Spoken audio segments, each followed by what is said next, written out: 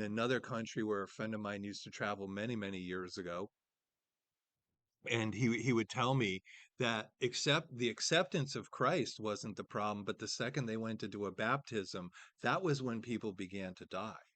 That was when people's lives were at most risk because they recognized the power of the baptism and what it actually meant. Again, in our country, we kind of go, we're baptized, we're not baptized, we don't think a lot about it.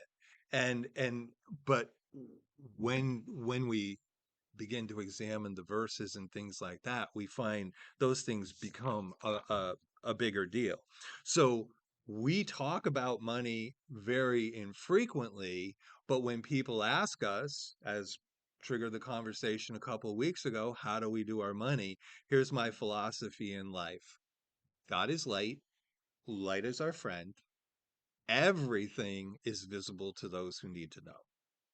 And I want to be very clear about that because there is no hidden agenda. You know, I have a board that I work with, and the board has dictates and things that we must do. And we do those not only to meet the state, but also the federal things. But more importantly, that we never have an issue of integrity.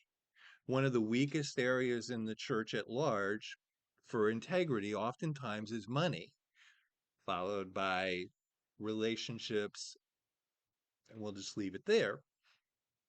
Those are the two biggest fall downs in the church at large. So we talk about finances, we talk about our budgets, we remind people that generosity by individuals, whether they be in the room or giving electronically into what we do and things like that, those things have great rewards.